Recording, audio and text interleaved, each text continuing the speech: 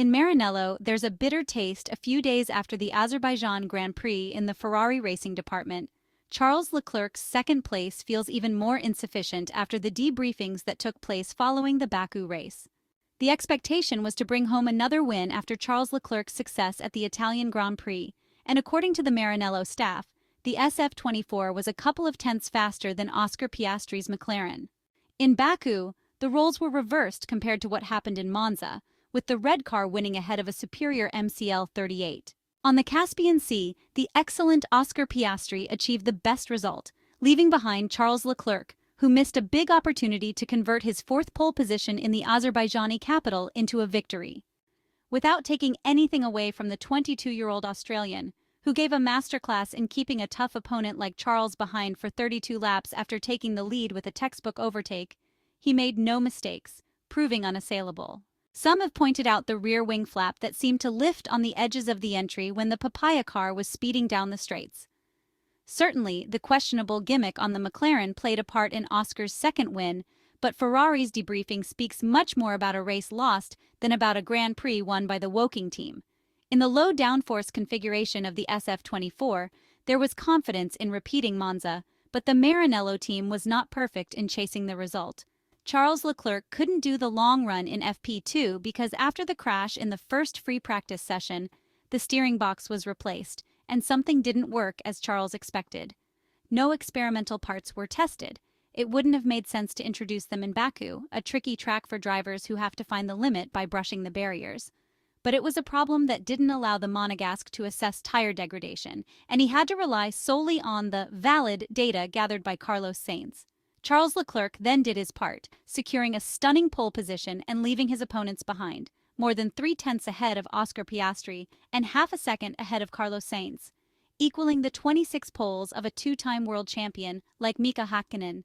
Even at the start, he was exemplary, leading the Azerbaijan GP with the necessary authority. Most of the job seemed done, even though there were still 51 long laps to go. In the first stint on medium tires, the red car extended the lead over Piastri, building a margin of over 6 seconds. On lap 17, the Monegasque stopped for the pit stop, responding to Oscar's stop 1 lap earlier. The tire change was quick, but the outlap was cautious, too slow. Charles Leclerc lost almost 3 seconds after losing one in the in-lap, as the medium tires were already giving up. The Monegasque driver followed the pit wall's instructions. If he had wanted to, he could have pushed harder. Oscar Piastri couldn't believe his luck. He disobeyed his race engineer, who advised him to stay close to the red car, waiting for the tire drop-off that McLaren had predicted, and the Australian dived into turn 1 on lap 19, catching the Monegasque driver, perhaps surprised by the late and precise attack of his opponent. In the debrief, Charles Leclerc explained that he didn't go looking for trouble, knowing the SF-24's superiority, convinced that he would repass the McLaren to go on and win.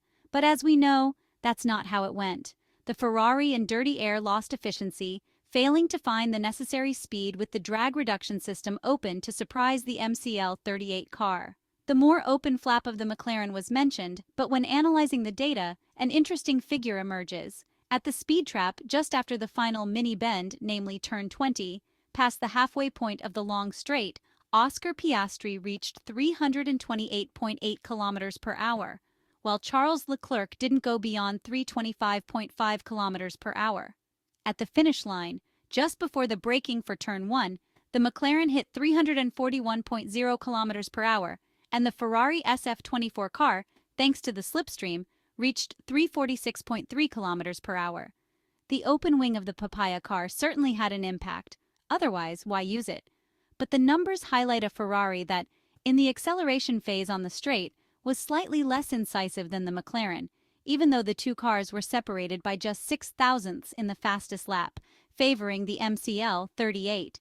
Charles Leclerc realized that in dirty air, the red car had lost the 2/10 advantage over McLaren. But by staying close to Oscar Piastri and keeping the drag reduction system, he could always hope for a small mistake from the Australian. Cred also must be given to the McLaren, who didn't make a single slip-up, while Charles Leclerc's tires, right at the crucial moment, began to give way.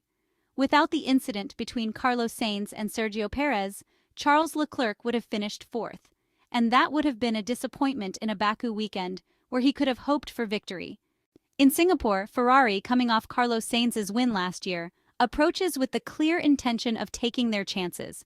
The Maranello team will introduce a front wing designed for the Asian street circuit, while in Austin, a new one with flexible flaps in line with McLaren and Mercedes will arrive. It's not an illusion to hope for overtaking Red Bull in the Constructors' Championship. The world champion team is 31 points ahead, while it seems harder to catch the Woking team, which has built a 51-point lead. The racing department continues to push development because this is an unpredictable and thrilling Formula One championship. The money spent on the latest evolution of the red car is not wasted because what they are learning about extreme flap use will be useful next year as well. The Azerbaijan Grand Prix therefore demonstrated the strength of the SF-24 single-seater on tracks with sharp corners, where traction matters and cornering balance is not a key factor. The next round of the 2024 Formula One Championship reflects similar characteristics, and the goal is to repeat the 2023 triumph at the Marina Bay Street Circuit. In Singapore, as previously explained, the new front wing will debut, promising greater aerodynamic efficiency and better airflow management in synergy with the new floor. It's a concept expected to follow Woking's footsteps in terms of high-speed flexibility. For Ferrari team boss Frédéric Vasseur, Marina Bay will be an important step and the main focus at this stage. Frédéric Vasseur reflected on last weekend's race, acknowledging that it didn't yield the desired result, but noted that this, in itself, was proof of how competitive the team is at a time when there is little to separate the top 4 teams in Formula One. He expressed the intention to maintain this strong form going into Singapore, another challenging street circuit. Frédéric Vasseur pointed out that both drivers enjoy racing there, with one of them having won the previous year, and the goal was to replicate that success by continuing to perform well as a team, as they had done in recent races. He highlighted the importance of tire management, referencing the last 2 Grand Prix and noting that Singapore would mark the 3rd consecutive weekend using the 3 softest compounds, which would provide a better understanding of their performance, even though each track is different. The Ferrari team principal also emphasized the significance of the qualifying session at the Marina Bay Street Circuit, expressing confidence in the Maranello team's preparation and their ability to challenge their opponents in the next round of the 2024 Formula One Championship. A unique feature of the Singapore race is that once the Ferrari team personnel land at Changi Airport, they stay on European time rather than move their clocks forward by the 6 hours that separate Singapore and most of Europe, meaning that personnel go to bed just as the sun is about to rise. The alarm clocks ring at around local lunchtime, after which their day runs to European time, as this eliminates jet lag and limits fatigue. It is also convenient for those back in Maranello, because there is hardly any difference in the regular working hours for those at the track and their colleagues in the remote garage.